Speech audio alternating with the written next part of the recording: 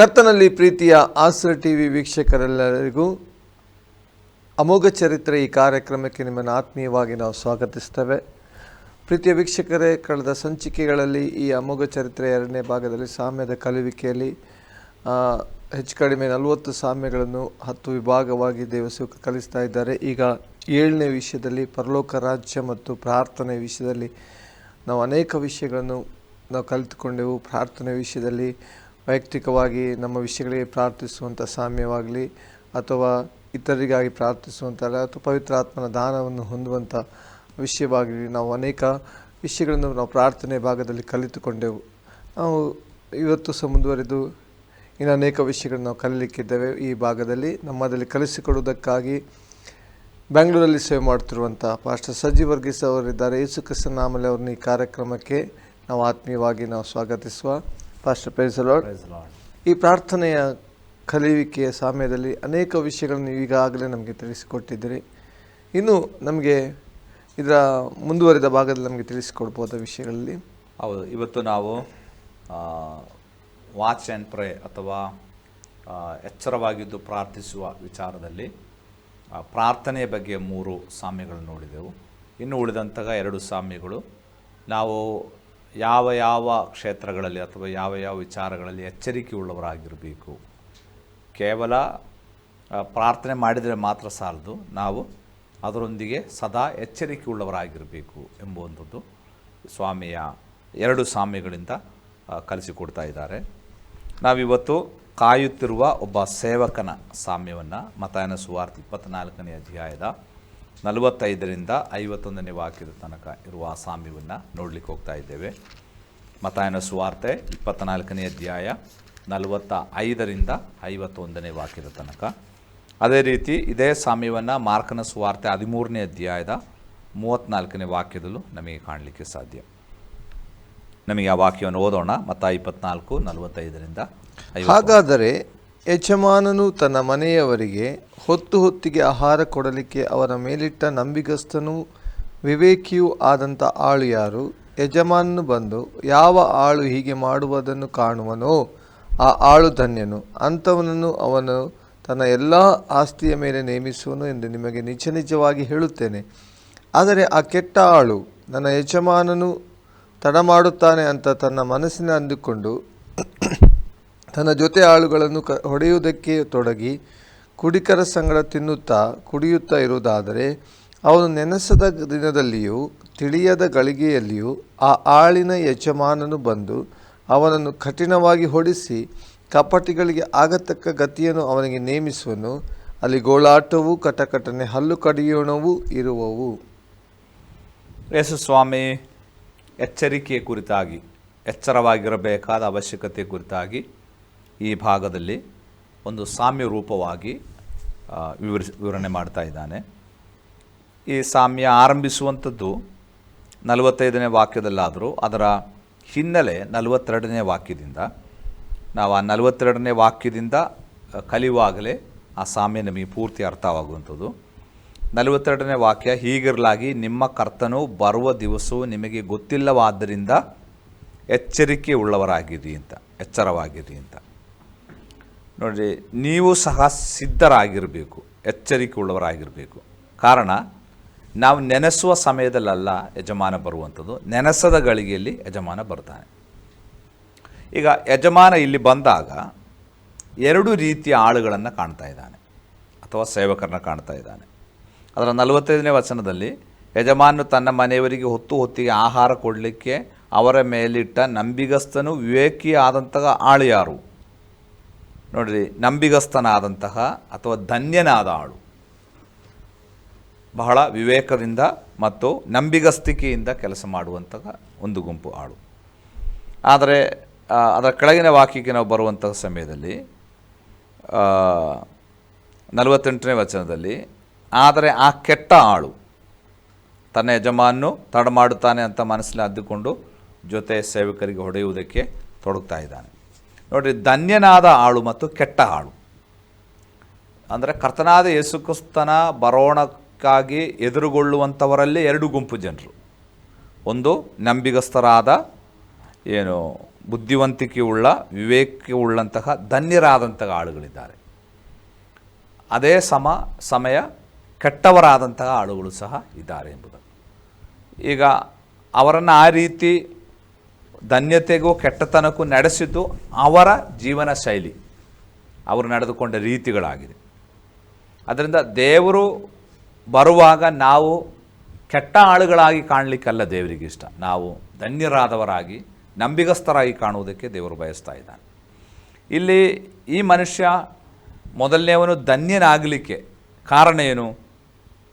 ಅಲ್ಲಿ ನಾವು ನೋಡ್ತಾ ಇದ್ದೇವೆ 45ನೇ ವಚನದಲ್ಲಿ, ತನ್ನ ಮನೆಯವರಿಗೆ ಹೊತ್ತಿಗೆ ಆಹಾರ ಕೊಡಲಿಕ್ಕೆ ಅವರ ಮೇಲಿಟ್ಟ ನಂಬಿಗಸ್ತನು ವಿವೇಕ. ನೋಡ್ರಿ, ಅವನು ಹೊತ್ತಿಗೆ ಯಜಮಾನನ ಮನೆಯವರಿಗೆ ಆಹಾರ ಕೊಡ್ತಾ ಇದ್ದಾನೆ.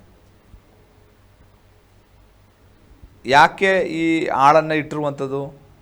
ಮನೆಯವರಿಗೆ ಹೊತ್ತಿಗೆ ಆಹಾರ ಕೊಡಲಿಕ್ಕೆ ಅವರ ಮೇಲಿಟ್ಟ ನಂಬಿಗಸ್ತನಾದ ವಿವೇಕಿಯಾದ ಆಳು ಅಂತೇಳಿ ಅಲ್ವಾ? ಇಲ್ಲಿ ಆಳಿನ ಕರ್ತವ್ಯ ಪೋಷಣೆ ಮಾಡುವಂಥದ್ದು, ಫೀಡಿಂಗ್ ದ ಫ್ಲೋಕ್ ಅಥವಾ ಕುರಿಗಳನ್ನು ಮೇಯಿಸುವಂಥದ್ದು. ಹೊಡೆಯುವಂತಹ ಕೆಲಸ ಅಲ್ಲ, ಅವಶ್ಯಕತೆಗೆ ತಕ್ಕಂತೆ ಕುರಿಗಳನ್ನು ಪೋಷಿಸುವಂತಹ ಕೆಲಸ. ಆದರೆ ಕೆಟ್ಟ ಆಳು ಏನು ಮಾಡ್ತಾ ಇದ್ದಾನೆ? ಆಳುಗಳನ್ನು ಒಡೆಯುತ್ತಾ ಇದ್ದಾನೆ. ಒಡೆಯುವುದಕ್ಕಾಗಿ ಅಲ್ಲ, ಪೋಷಿಸುವುದಕ್ಕಾಗಿ ದೇವರು ಕುರುಬರನ್ನು ಅಥವಾ ಆಳುಗಳನ್ನು ಯಜಮಾನನು ಇಟ್ಟಿದ್ದಾನೆ ಎಂಬುದನ್ನು ನಾವಿಲ್ಲಿ ಕಾಣ್ತೇವೆ. ಈ ಸಾಮ್ಯವನ್ನು ಸೇವಕರಿಗೆ ಅಥವಾ ಜವಾಬ್ದಾರಿಕೆ ಕೊಟ್ಟವರಿಗೆ ನಮಗೆ ಹೋಲಿಸಿ ಕಲೀಲಿಕ್ಕೆ ಸಾಧ್ಯ. ನೋಡಿ, ದೇವರು ಯಾರಿಗಾದರೂ ಒಂದು ಜವಾಬ್ದಾರಿಕೆ ಕೊಡುವಾಗ ಆ ವ್ಯಕ್ತಿಗಳಿಂದ ನಂಬಿಗಸ್ತಿಕೆ ದೇವರು ಬಯಸ್ತಾನೆ, ವಿವೇಕತನದಿಂದ ಒಡನಾಡಲಿಕ್ಕೆ ದೇವರು ಬಯಸ್ತಾನೆ, ಯಜಮಾನನನ್ನು ಸಂತೃಪ್ತಿಪಡಿಸುವಂತಹ ಕೆಲಸ ಅವನದಾಗಬೇಕು ಅಂತ ಯಜಮಾನ ಬಯಸ್ತಾ ಇದ್ದಾನೆ. ನಾವು ಪೇತ್ರನನ್ನು ಯೇಸು ಸ್ವಾಮಿ ಆ ಸಭೆಯ ಜವಾಬ್ದಾರಿಕೆ ಕೊಡುವಂತಹ ಭಾಗ ಯೋಹಾನ ಸುವಾರ್ತೆ 21ನೇ ಅಧ್ಯಾಯಕ್ಕೆ ಬರುವಾಗ ಅದರ 16ನೇ ವಾಕ್ಯದಂತ ಅನಿಸ್ತದೆ. ಅಲ್ಲಿ 3 ಸಾರಿ ಪೇತ್ರನಿಗೆ ಸ್ವಾಮಿ ಕೇಳಿದ ಪ್ರಶ್ನೆಯನ್ನು ಆವರ್ತನೆ ಮಾಡ್ತಾ ಇದ್ದಾನೆ. ಇವುಗಳಿಗಿಂತ ಎಲ್ಲ ಹೆಚ್ಚಾಗಿ ನನ್ನನ್ನು ಪ್ರೀತಿಸಿಯು ಅಂತೇಳಿ ಅಲ್ವ? 3 ಸಾರಿ ಅದನ್ನು ದೃಢಪಡಿಸಿಕೊಂಡ ಮೇಲೆ ಸ್ವಾಮಿಯಲ್ಲಿ ಆವರ್ತನೆ ಮಾಡಿ ಹೇಳುವಂಥ ಒಂದು ಸಂಗತಿ ಇದೆ, ನನ್ನ ಕುರಿಗಳನ್ನು ಮೇಯಿಸು, ನನ್ನ ಕುರಿಗಳನ್ನು ಕಾಯು, ನನ್ನ ಕುರಿಗಳನ್ನು ಮೇಯಿಸು ಅಂತೇಳಿ 3 ಸಾರಿ ದೇವರಲ್ಲಿ ಹೇಳ್ತಾ ಇದ್ದಾನೆ.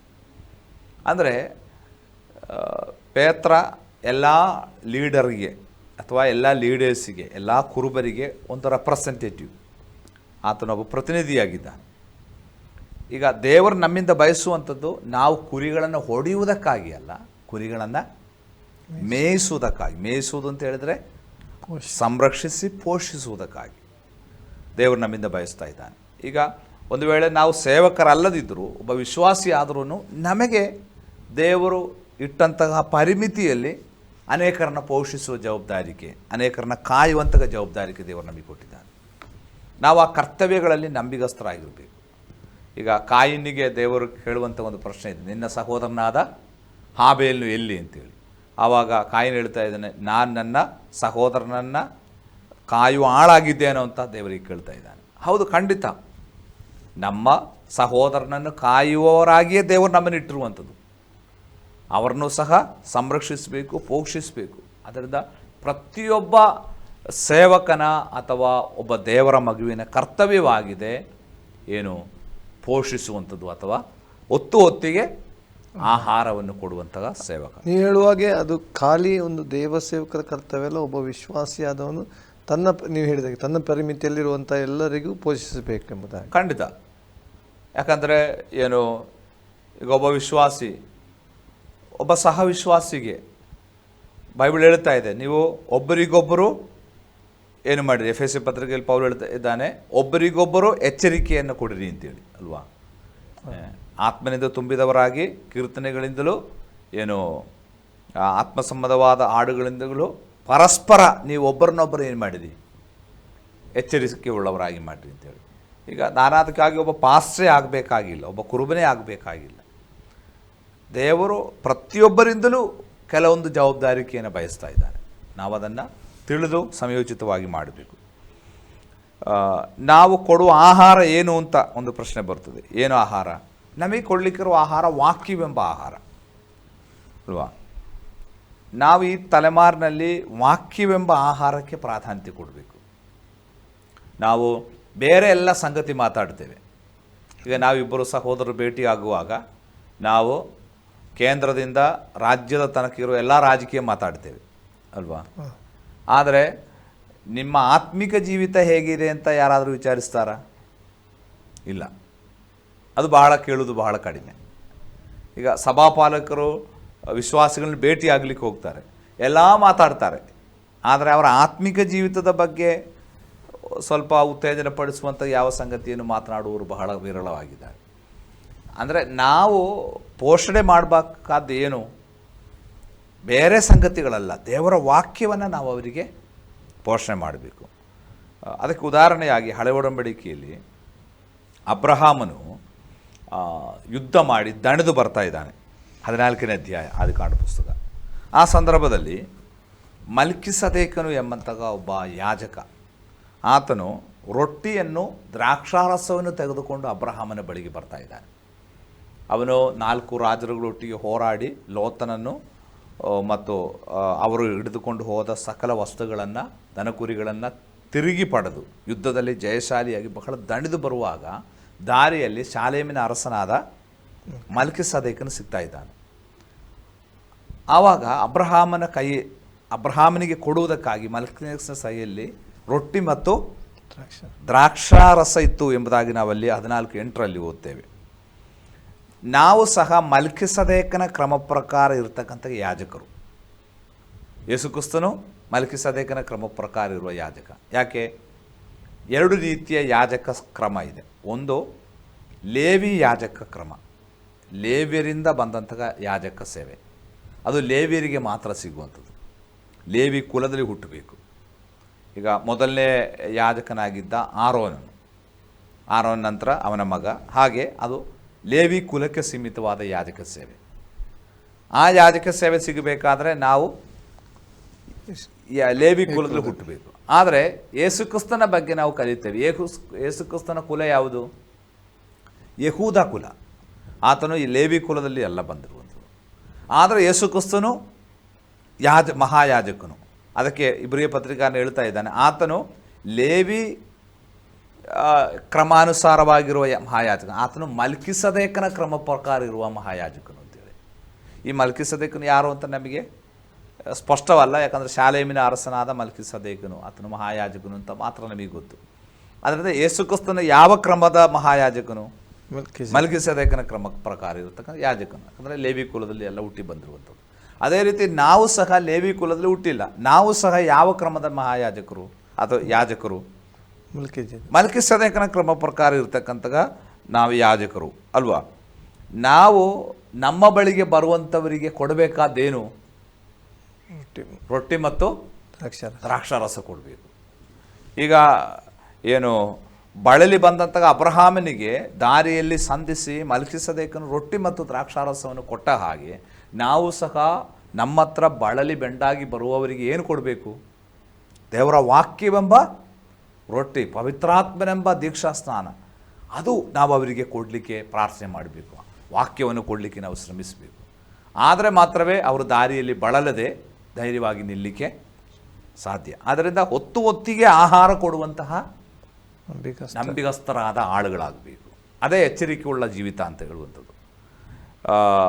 ಯೇಸು ಸ್ವಾಮಿ ಬಗ್ಗೆ ನಾವು ಕಲಿಯುವಾಗ ಯೆಶಾಯನ ಗ್ರಂಥ 50ನೇ ಅಧ್ಯಾಯದ 4ನೇ ವಚನದಲ್ಲಿ ಯೇಸು ಸ್ವಾಮಿಯ ಒಂದು ಪ್ರತ್ಯೇಕತೆ ಯೆಶಾಯನ ಹೇಳ್ತಾ ಇದ್ದಾನೆ. 54ರಲ್ಲಿ ಯೇಸು ಸ್ವಾಮಿ ಬೆಳಿಗ್ಗೆ ಎದ್ದು ತಂದೆಯಾದ ದೇವರ ಬಳಿಗೆ ಹೋಗ್ತಾನೆ. ಆಮೇಲೆ ಅಲ್ಲಿ ಒಂದು ಮಾತಿದೆ, ಮಾತುಗಳಿಂದ ಜನರನ್ನು ಸುಧಾರಿಸುವುದಕ್ಕೆ ಅಥವಾ ಬಲಪಡಿಸುವುದಕ್ಕೆ ಬಳಲಿ ಹೋದವರನ್ನು ಮಾತುಗಳಿಂದ ಸುಧಾರಿಸುವುದಕ್ಕೆ ಸುಧಾರಿಸುವುದಕ್ಕೆ ನಾನು ಬಲ್ಲವನಾಗುವಂತೆ ಕರ್ತನಾದ ಯೆಹೋವನು ಶಿಕ್ಷಿತರ ನಾಲಿಗೆಯನ್ನು ನನಗೆ ದಯಪಾಲಿಸಿದ್ದಾನೆ. ನೋಡ್ರಿ, ಬಳಲಿ ಹೋದವರನ್ನು ಮಾತುಗಳಿಂದ ಸುಧಾರಿಸುವುದಕ್ಕೆ ನಾನು ಬಲ್ಲವನಾಗುವಂತೆ ಶಿಕ್ಷಿತರ ನಾಲಿಗೆಯನ್ನು ನನಗೆ ದಯಪಾಲಿಸಿದ್ದಾನೆ ಅಂತೇಳಿ. ನೋಡ್ರಿ, ಯೇಸು ಕ್ರಿಸ್ತನು ತನ್ನ ಸೇವಾ ಜೀವಿತದಲ್ಲಿ ತನ್ನ ಬಳಿಗೆ ಬಂದವರನ್ನು ಹೇಗೆ ಮಾತುಗಳಿಂದ ಸುಧಾರಿಸಿ ಅವರನ್ನು ಬಲಪಡಿಸಿದನು, ಅದೇ ರೀತಿ ನಾವು ಸಹ ನಮ್ಮ ಬಳಿಗೆ ಬರುವವರನ್ನು ಮಾತುಗಳಿಂದ ಸುಧಾರಿಸಿ ಅವರು ದೃಢಚಿತ್ತರಾಗಿ ನಿಲ್ಲುವಂತೆ ಒಂದು ಶಿಕ್ಷಿತರ ನಾಲಿಗೆ ನಮಗೆ ಕೊಡಲಿಕ್ಕಾಗಿ ನಾವು ಯೇಸುಸ್ವಾಮಿ ಹಾಗೆ ಪ್ರಾರ್ಥನೆ ಮಾಡಿದ್ದರಿಂದ ತಂದೆಯಾದ ದೇವರು ಅದನ್ನು ಆತನಿಗೆ ದಯಪಾಲಿಸಿದನು. ನಾವು ಇಬ್ರಿಯ ಪತ್ರಿಕೆಯಲ್ಲಿ ಓದುತ್ತೇವೆ, ಆತನು ಪ್ರಾರ್ಥನೆ ಮಾಡಲಾಗಿ ಭಯಭಕ್ತಿಯ ನಿಮಿತ್ತವಾಗಿ ತಂದೆಯಾದ ದೇವರು ಆತನ ಪ್ರಾರ್ಥನೆಯನ್ನು ಕೇಳಿದನು ಅಂತೇಳಿ. ಅದೇ ರೀತಿ ನಾವು ಸಹ ಬಯಕೆಯೊಡನೆ ಪ್ರಾರ್ಥನೆ ಮಾಡಿದರೆ ದೇವರು ನಮ್ಮ ನಾಲಿಗೆಗಳನ್ನು ಬಲಪಡಿಸಿ ಅನೇಕರಿಗೆ ಆಶೀರ್ವಾದವಾಗಿ ದೇವರು ಮಾಡಿಪಡಿಸ್ತಾನೆ. ಯೇಸು ಕ್ರಿಸ್ತನು ಮಲ್ಕಿಸದೇಕನ ಕ್ರಮ ಪ್ರಕಾರ ಇರುವ ಯಾಜಕನು.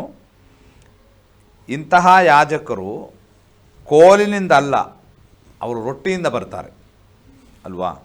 ಇವತ್ತು ಅನೇಕರು ನೋಡಿದ್ದೇನೆ, ಕೋಲಿನಿಂದ ಬರುವ ಯಾಜಕರಿದ್ದಾರೆ. ಹೊಡೆಯುವಂಥದ್ದು, ಕುರಿಗಳಿಗೆ ಹೊಡಿಬೇಕಾದ ಸಮಯದಲ್ಲಿ ಏನು ಮಾಡಬೇಕು? ಹೊಡೆಯಬೇಕು.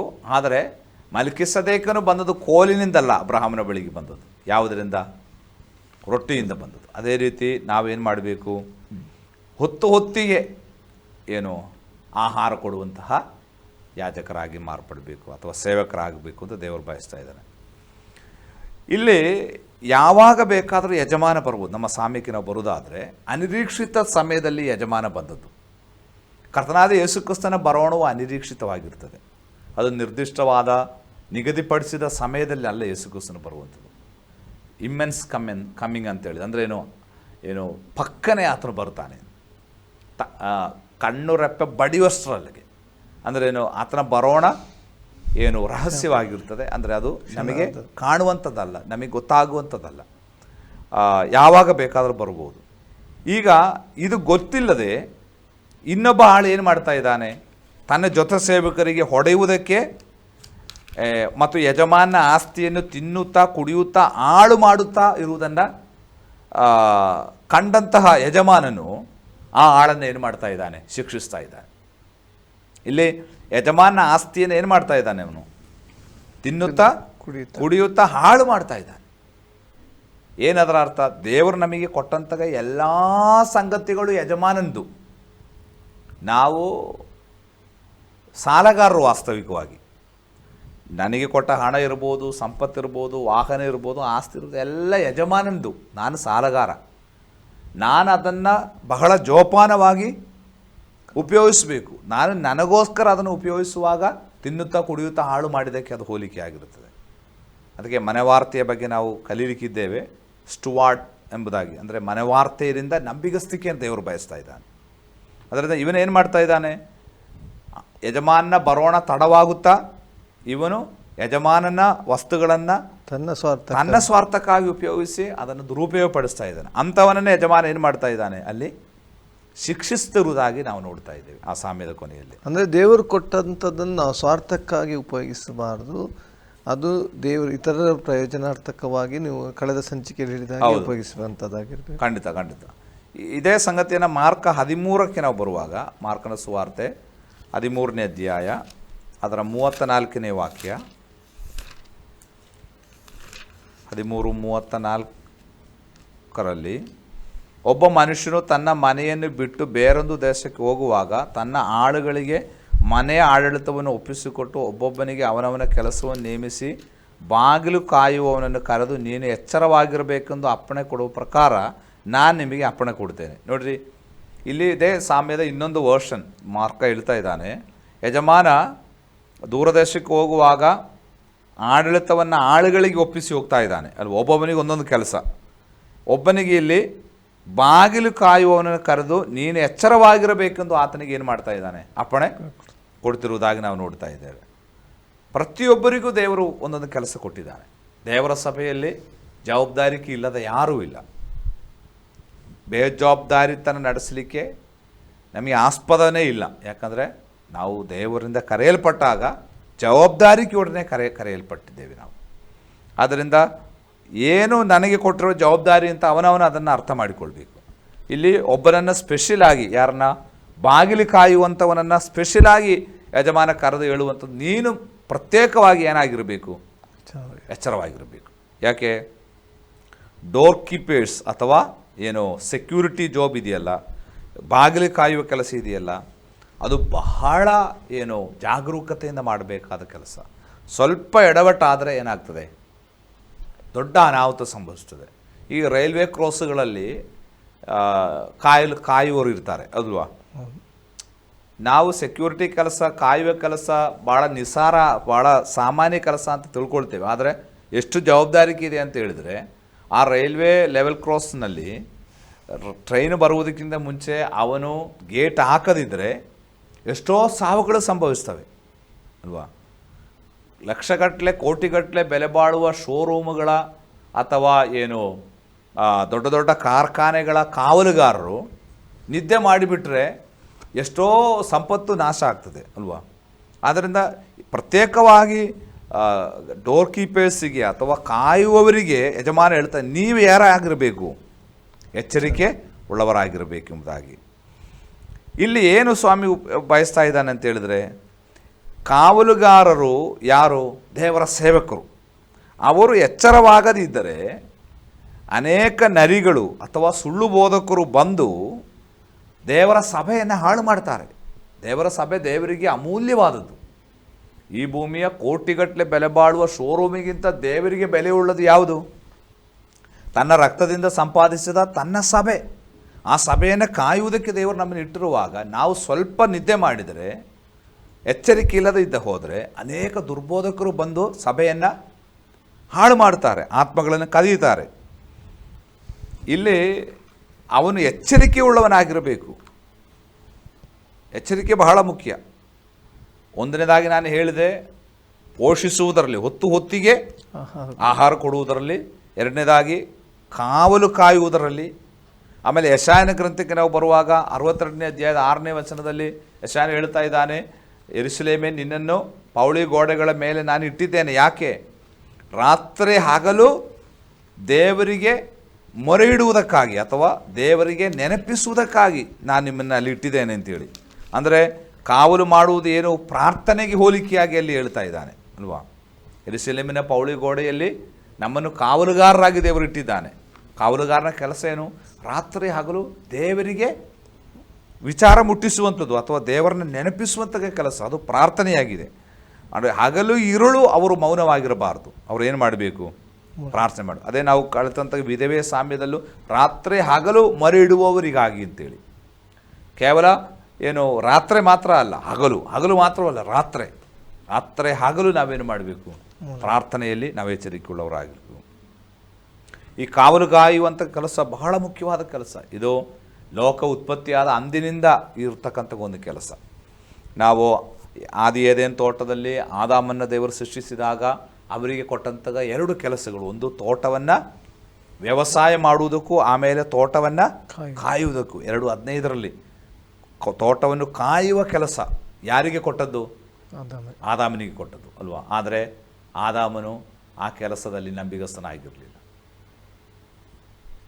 ಕಾರಣ, ಆದಾಮನು ತೋಟವನ್ನು ಕಾಯುವ ಕೆಲಸದಲ್ಲಿ ನಂಬಿಗಸ್ತನಾಗಿದ್ದರೆ ಅವಳ ಬಳಿಗೆ ಸೈತಾನ್ ಬಂದಾಗ ಅವನೆಲ್ಲಿ ಹೋಗಿದ್ದ ಅಲ್ವಾ. ಅವನು ನಂಬಿಗಸ್ತನಾಗಿ ತೋಟವನ್ನು ಕಾಯುವವನಾಗಿದ್ದರೆ ಸರ್ಪ ಕುಯುಕ್ತಿಯೊಡನೆ ಅವಳ ಬಳಿಗೆ ಬಂದಾಗ ಅವನದನ್ನು ತಡೆಯಬಹುದಿತ್ತು ಅಲ್ವಾ. ಆದರೆ ಅವನು ವಾಸ್ತವಿಕವಾಗಿ ದೇವರು ಕೊಟ್ಟ ಆ ಜವಾಬ್ದಾರಿಕೆಯನ್ನು ನಿಭಾಯಿಸಲಿಲ್ಲ. ಆತನು ಆ ಕೆಲಸದಲ್ಲಿ ತನ್ನ ನಂಬಿಗಸ್ತಿಕೆಯನ್ನು ತೋರಿಸಲಿಲ್ಲ.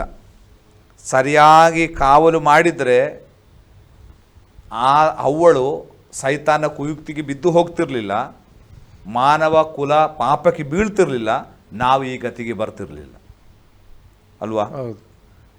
ಅವನು ನಂಬಿಗಸ್ತನಲ್ಲದೆ ಹೋದದ್ದರಿಂದ ದೇವರು ಅವನಿಗೆ ಕೊಟ್ಟ ಕೆಲಸದಲ್ಲಿ ಅವನು ನಂಬಿಗಸ್ತನಲ್ಲದೆ ಇದ್ದದರಿಂದ ಏನಾಯಿತು? ಮಾನವ ಕುಲ ಪೂರ್ತಿ ಇವತ್ತು ಪಾಪದ ಸ್ಥಿತಿಗೆ ಬಂದು ಶಾಪ ಅನುಭವಿಸಬೇಕಾಗಿ ಬಂತು. ನೋಡ್ರಿ, ಮೊದಲನೇ ಆದಾಮ ನಿದ್ದೆಯಲ್ಲಿದ್ದಾಗ ಸರ್ಪ ಬಂದದ್ದು ಅವಳ ಬಳಿಗೆ, ಹೌದಲ್ವಾ. ಅವನು ಕಾವಲು ಕಾಯದೇ ಇದ್ದಾಗ. ಅದೇ ರೀತಿ ಎರಡನೇ ಆದಾಮನು ಬರ್ತಾನೆ, ಯಾತಕ್ಕೋಸ್ಕರ? ತನ್ನ ಸಭೆಯನ್ನು ಎತ್ತಿಕೊಳ್ಳುವುದಕ್ಕಾಗಿ. ಆಗ ನಾವು ಮೊದಲನೇ ಆದಾಮನ ಹಾಗೆ ನಿದ್ದೆಯಲ್ಲಿದ್ದರೆ ನಾವು ಕೈ ಬಿಡಲ್ಪಡುತ್ತೇವೆ. ಎಚ್ಚರವಾಗಿದ್ದರೆ ಮೊದಲಿನೊಂದಿಗೆ ನಮಗೆ ಮದುವೆ ಮನೆಗೆ ಪ್ರವೇಶಿಸಲಿಕ್ಕೆ ಸಾಧ್ಯ. ಅದೇ ಮಾರ್ಕನ ಸುವಾರ್ತೆ 13ನೇ ಅಧ್ಯಾಯಕ್ಕೆ ನಾವು ಬರುವಂಥ ಸಮಯದಲ್ಲಿ 36-37 ವಾಕ್ಯದಲ್ಲಿ ಯೇಸು ಸ್ವಾಮಿಯಲ್ಲಿ ಶಿಷ್ಯರಿಗೆ ಹೇಳಿದ್ದು ಮಾತ್ರವಲ್ಲ, ಎಲ್ಲರಿಗೂ ಹೇಳುತ್ತೇನೆ, ಏನಾಗಿರಿ, ಎಚ್ಚರಿಕೆಯುಳ್ಳವರಾಗಿರಿ ಅಂತೇಳಿ ಅಲ್ವಾ. ನೀವು ಎಚ್ಚರಿಕೆಯುಳ್ಳವರಾಗಿರಿ ಅಂತ ಸ್ವಾಮಿಯಲ್ಲಿ ಪದೇ ಪದೇ ಹೇಳುತ್ತಿರುವುದಾಗಿ ನಾವು ನೋಡ್ತೇವೆ. ಅದರ 13ನೇ ಅಧ್ಯಾಯ 36 ವಾಕ್ಯ, ನಿಮಗೆ ಯಜಮಾನನು ಸಂಜೆ ಹೊತ್ತಲ್ಲೋ ಸುರು ಹೊತ್ತಿನಲ್ಲೋ ಕೋಳಿ ಕೂಗುವಾಗಲೋ ಮುಂಜಾನೆಯಲ್ಲೋ ಯಾವಾಗ ಬರುತ್ತಾನೋ ನಿಮಗೆ ಗೊತ್ತಿಲ್ಲದ ಕಾರಣ ಎಚ್ಚರವಾಗಿರಿ. ಅವನು ಏಕಾಏಕಿ ಬಂದು ನೀವು ನಿದ್ದೆ ಮಾಡುವುದನ್ನು ಕಂಡಾನು. ನಾನು ನಿಮಗೆ ಹೇಳಿದ್ದನ್ನು ಎಲ್ಲರಿಗೂ ಹೇಳುತ್ತೇನೆ, ಏನಾಗಿರಿ, ಇದು ಶಿಷ್ಯರಿಗೆ ಮಾತ್ರ ಅಲ್ಲ ಹೇಳ್ತಾ ಇರುವಂಥದ್ದು, ಸ್ವಾಮಿ ಎಲ್ಲರಿಗೂ ಹೇಳ್ತಾ ಇದ್ದಾರೆ. ಈ ಮಾಧ್ಯಮದ ಮೂಲಕ ದೇವರ ವಾಕ್ಯ ಕೇಳುವ ಪ್ರತಿಯೊಬ್ಬರಿಗೂ ದೇವರು ಹೇಳ್ತಾ ಇದ್ದಾರೆ, ನೀವು ಯಾರಾಗಿರಬೇಕು, ಎಚ್ಚರವಾಗಿರಬೇಕು. ಎಚ್ಚರವಾಗದಿದ್ದರೆ ನಾವೇನಾಗ್ತೇವೆ, ನಾವು ಕೈ ಬಿಡ್ಬಿಡ್ತೇವೆ. ಯಾಕಂದರೆ ಯಜಮಾನ ಯಾವ ಹೊತ್ತಿಗೆ ಬರ್ತಾನೆ ಅಂತ ನಮಗೆ ಗೊತ್ತಿಲ್ಲ. ಯಾವ ಹೊತ್ತಿಗೂ ಬಂದರೂ ನಾವು ಯಾರಾಗಿರಬೇಕು, ಧನ್ಯರಾದ ಆಳುಗಳಾಗಿರ್ಬೇಕು, ಕೆಟ್ಟವರಾದ ಆಳಾಗಬಾರ್ದು. ಅದಕ್ಕೋಸ್ಕರ ಕರ್ತನ ಸಹಾಯ ಮಾಡಲಿ.